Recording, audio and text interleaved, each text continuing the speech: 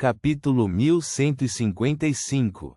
Bäcklund, Burgo Leste. Fors, que acabara de retornar da terra do gelo e da neve, estava envolta em grossas camadas de roupas.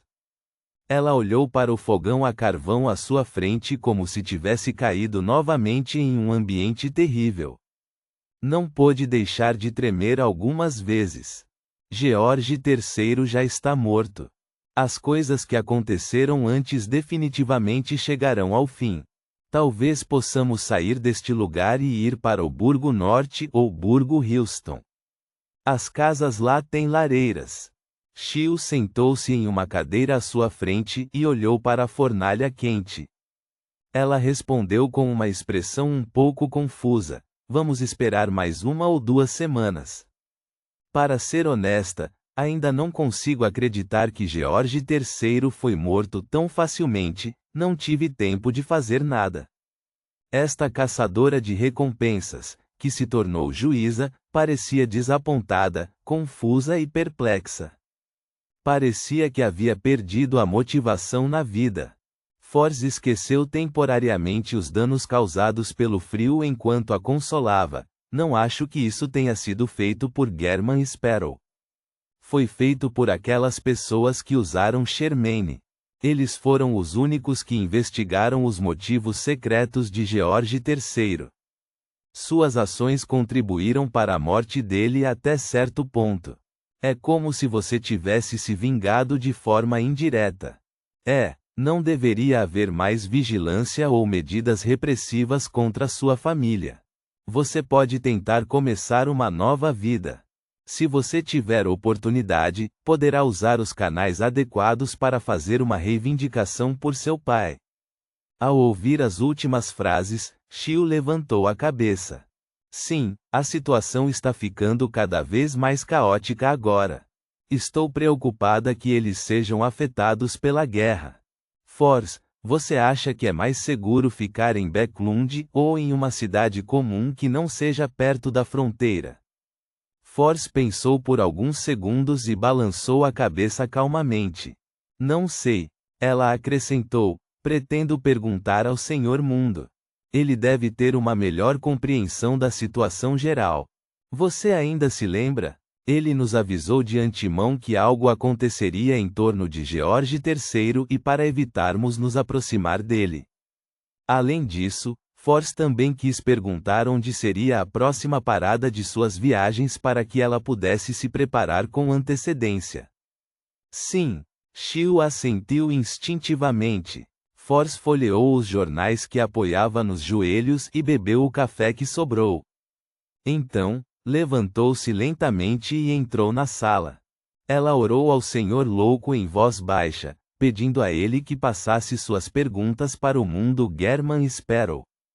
Reticências. Na terra abandonada dos deuses, perto da corte do rei gigante. Sem ser parasitado em um nível mais profundo, Klein seguiu Amon até o sopé da montanha. No crepúsculo congelado, circularam até a frente da terra mítica. Embora Amon lhe tivesse dado uma chance de escapar, ele não tinha pressa em fazê-lo. Isso porque sabia muito bem que Amon tinha a força e o nível de pelo menos um sequência 2. Ele era um anjo no verdadeiro sentido da palavra, uma entidade contra a qual não poderia lutar de frente. Além disso, um saqueador era conhecido como o erro, uma brecha, um bug. Seus poderes eram muito estranhos, tornando impossível proteger-se. Klein acreditava que qualquer meio normal que pudesse encontrar para se salvar seria ineficaz. Só posso ser paciente e esperar por uma oportunidade que possa ser aproveitada. Durante esse processo, tenho que continuar tentando observar a reação de Amon. Sim, ainda tenho que tomar nota de um problema: não consigo acreditar em nada que Amon diz. Ele já recuperou o verme do tempo e removeu meu estado de parasitação. Pelo menos, em termos da minha condição, ele não está mentindo, mas isso pode não ser toda a verdade. Não posso descartar a possibilidade de que ele tenha deixado um verme do tempo à espreita em meu corpo. Ele pode assumir o controle do meu corpo em um momento crítico. Conforme esses pensamentos surgiram na mente de Klein, ele conversou com Amon, perguntando sobre o anjo negro Sazriel. No entanto, viu que ali perto, ao longe, o crepúsculo estava desaparecendo à medida que a escuridão cobria a área. Relâmpagos que rosnavam de vez em quando iluminavam metade do céu. Eles haviam chegado aos limites da corte do rei gigante e estavam prestes a deixar o reino mítico. Quando estiver na escuridão, ou evaporarei no ar ou encontrarei um súbito e aterrorizante ataque de monstros. Com um pensamento, Klein fingiu não saber de nada enquanto continuava avançando. Ele saiu do crepúsculo laranja e entrou na escuridão profunda. Neste momento, Amon, em seu clássico manto preto e chapéu pontudo, acompanhado de um monóculo, estendeu a mão e puxou uma lanterna coberta com fina pele de animal. Dentro da lanterna, uma vela feita de algum óleo desconhecido emitia uma leve luz amarela e um cheiro levemente pungente. Carregue. Amon jogou a lanterna em Klein. Klein pegou a lanterna e ficou em silêncio. Alguns segundos depois, ele perguntou: "De onde você tirou isso?" Naquele momento, Klein imaginou que Amon havia convocado uma projeção do vazio histórico. Amon pegou o monóculo de cristal e disse com um sorriso: "Eu o roubei do acampamento humano à frente." "Ah, esse é o acampamento da Cidade de Prata na Cidade da Tarde." Foi roubado. As pálpebras de Klein se contraíram. Ele não perguntou mais nada enquanto carregava a lanterna para a escuridão sem fim.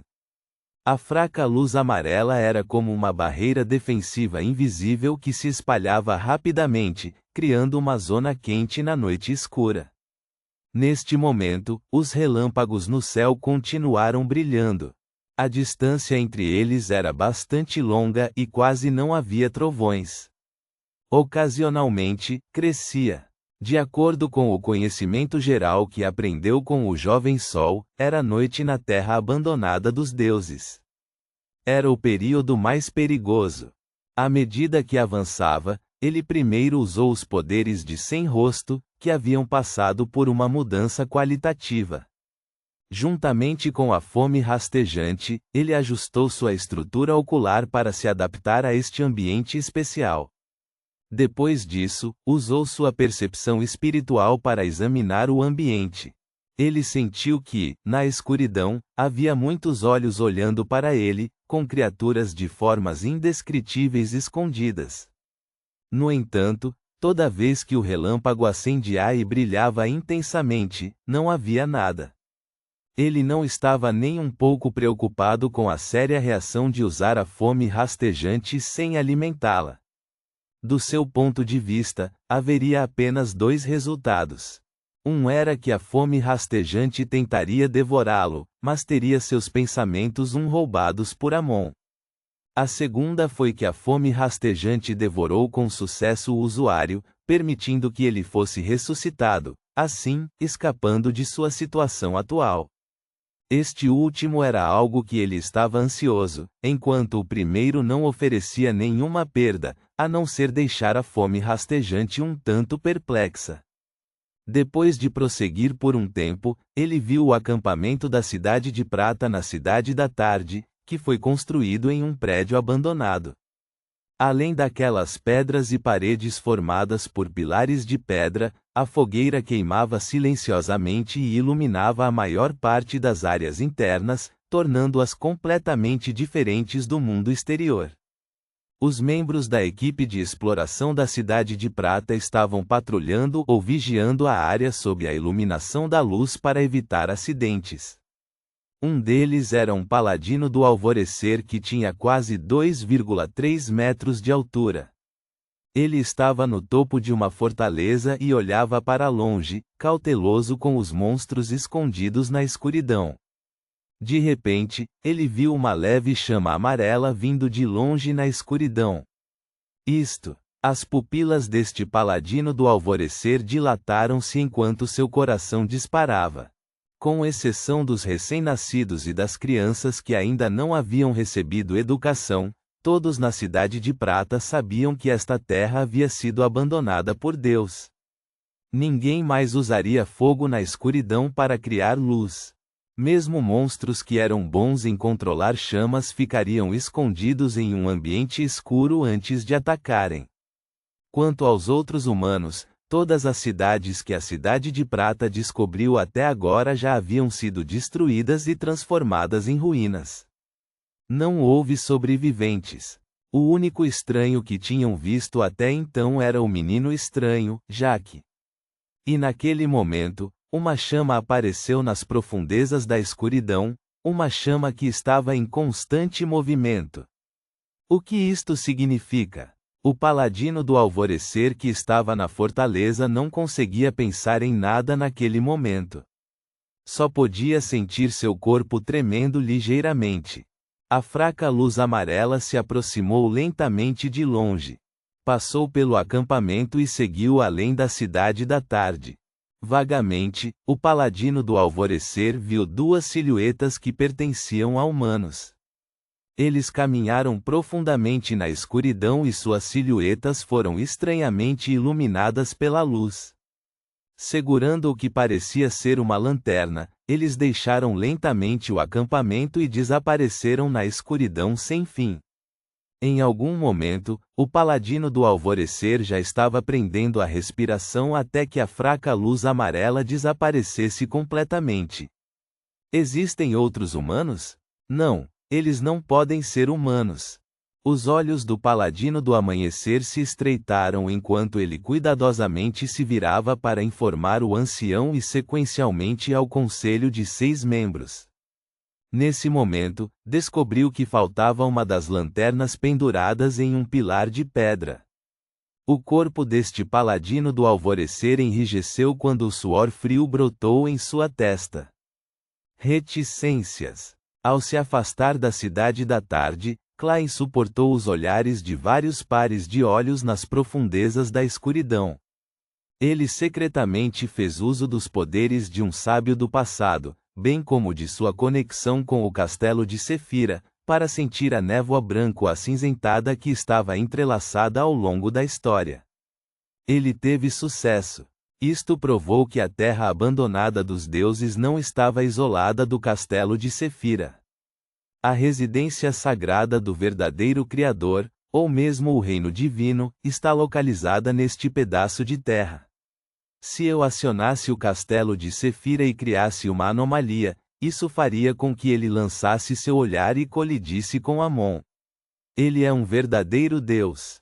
Não tenho esperanças extravagantes de escapar do caos, mas posso aproveitar a oportunidade para cometer suicídio quando ele estiver lidando com Amon. Com um pensamento, Klein queria fazer o castelo de Sefira tremer levemente. No segundo seguinte, esse pensamento desapareceu. Os cantos da boca de Amon se curvaram ligeiramente enquanto ele caminhava ao lado dele. O enforcado não tem interesse no castelo de Sefira. É claro que a sua racionalidade pode não ser constante. Klein não tinha esperanças extravagantes de que seu pensamento impulsivo pudesse realmente ter sucesso. Ele queria principalmente testar a reação de Amon e ver qual seria a sua resposta. Naquele momento, não se sentiu deprimido, nem escondeu a curiosidade ao fazer uma pergunta. O enforcado está se referindo à sequência 0 do caminho do pastor?